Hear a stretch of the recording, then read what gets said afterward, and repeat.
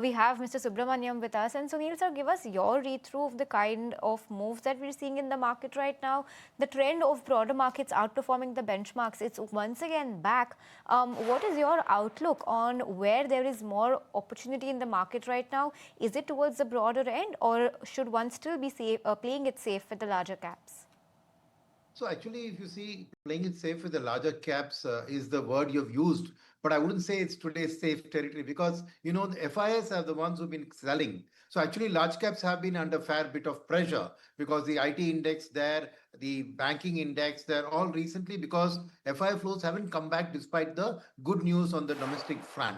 It's the domestic flows which are holding up. And I think if you see the fund managers who get the flows, more than 50 to 60% of the flows is in the mid and small cap and sectoral funds. So consequentially, buying support is there for the broader market. So the broader market is a safer place, is the larger cap space, right? Which is today, because of the uncertainty around FIF flow, that's a little more volatile. So it's a little bit contrary in what I'm saying. And so I would say that actually the recovery should happen in the larger cap space. So coming back to your point is that, yes, you should have a decent allocation to large cap because you go by the latest news that we are all trending on today is Mr. Trump's rapprochement towards India, right? After his tweet saying that India has gone into the Russia-China corner, he's now backtracked. He's talked about his friendship with Mr. Modi, how he's a great prime minister, and he's going, the trade talks are going on. So if that's the case, and FIS, and yesterday, after a long time, FII flows turned positive 2,000 crores.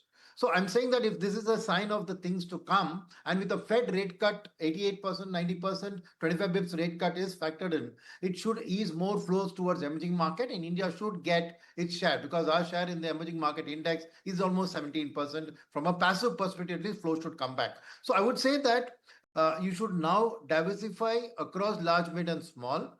Domestic buying support will continue, especially since GST, you have had the consumption pack show a sharp rally. There will be some profit taking in that space, but I would still say that from medium term, it's the Indian economic growth which is still going to drive the markets, and that's probably my space then is capital goods and public sector banks, those which are domestically oriented.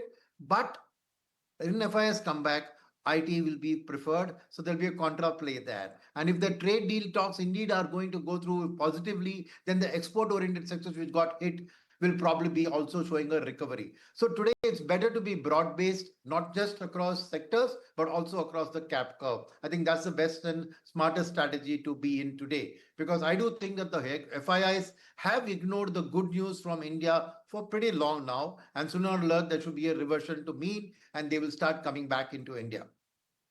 That's about the flows, and yes, of course, we are somewhat playing that happening in the markets as well, because IT is indeed one of the top gainers when it comes to Nifty 50 sectoral moves.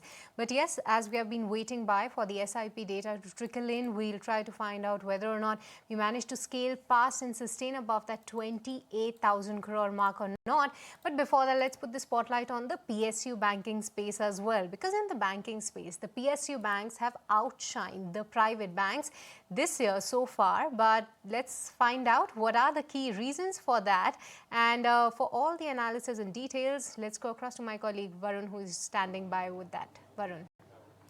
Well, so the PSU bank index is actually outperforming the other indices, not only today but also in the last 6 months. Let's look at the numbers. Today it is up by around 2%, but if you look in last 1 month, it has been almost flat, whereas the private bank index, the bank Nifty index, and also the BSE PSU index has actually declined. Also in the last 3 months, it has been the same case. Also in last 6 months, if you look, the Nifty PSU bank index has actually shown a growth of around 21.5%, actually outperforming the private bank index, the bank Nifty index, and also the BSE PSU index. Now, there are several reasons because of which we have seen this outperformance. First of all, it is the earnings, because if you look in the Q1, there has been decline in net interest margin and also asset quality across banking sector, but the overall performance of PSU bank was better than private banking sector. Also, if you look going ahead, there would be decline in net interest margin, but also you will see the overall cost of funds coming down, and that will come down more for PSU banks. That is what is understood among the analyst community. Also, with the CRR getting cut from September, you will see more liquidity coming into the system, which will be beneficiary for the overall banking sector.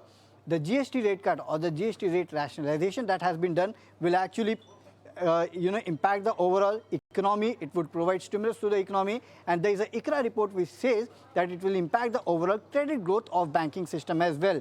Also, the downward repricing of deposit base will actually make banks more competitive when you compare to other debt capital markets. So this is one of the other tailwinds for overall banking sector as well. Also, if you look at PSU banking sector valuation, majority of the PSU banks or many of the PSU banks are still trading below the price to book value of 1. And if you look at the private banks, they are trading around 1.52. So the valuations are also reasonable, and the resolution plans of some of the companies like JP Associates will actually put some money into the kitty for PSU banks. So that would again be a benefit for PSU banks as well. Also, if you look at the credit growth, there was a time where the credit growth had actually slipped into single digit, but it is back to double digit, because if you look in the 3 fortnightly data of RBI, it shows the credit growth is actually back to around 10%, though it is double digit, but yes, low double digit, but yes, there has been a rebound, and PSU banks are one that would actually get major benefit of this revival in credit growth. So there are several tailwinds because of which you are seeing PSU banking index actually outperforming Nifty Bank, private banks, and also the overall PSU index, not only today, but also in the last 6 months. Okay, that's that on what we're seeing within PSU banks, which, by the way, are in the limelight today. But want to focus in on the AMFI data right now, and the SIP numbers are out. So let me quickly take it across to Sharad and get in what the individual classification performance has been like. And of course, after that, we will speak with Jaiprakash Toshniwal as well. But Sharad, you go first. What have been the sectoral flows like? What have large cap, small cap preferences been like? And what is the overall, SIP data indicating? Well, the overall SIP data is indicating that the retail strength is still there. It is just a minor cut coming in if you compare it on a month-on-month basis. The SIP numbers is still comfortably above the 28,000 crore mark. Now, looking at the overall numbers, the inflows, that they have actually come down at 52,443 crore rupees. But do remember, there is an outflows coming in from the liquid funds. That's why the numbers are looking less. Equity inflow, that has moderated. Last month, the July was a record high equity flows coming in.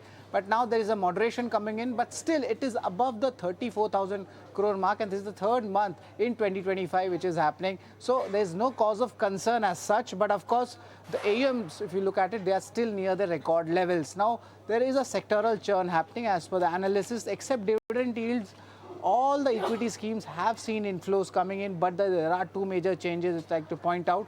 Of course, with respect to the large cap funds, over here the inflows have gone up by 33% on a month-on-month basis, while the small cap fund inflows, that has significantly come down 23% on a month-on-month basis. Mid cap, however, has seen inflows of almost 3% incremental coming on a month-on-month basis. That means there is a moderation in mid caps, but yes, the mutual funds are clearly steering away from the small cap space. Now the sectoral funds, the major chunk blow coming in here, 60% downtick on the month-on-month basis when it comes to the overall flows coming in. But flexi cap, that has maintained its lead for the second straight month. There has been strong flows coming in.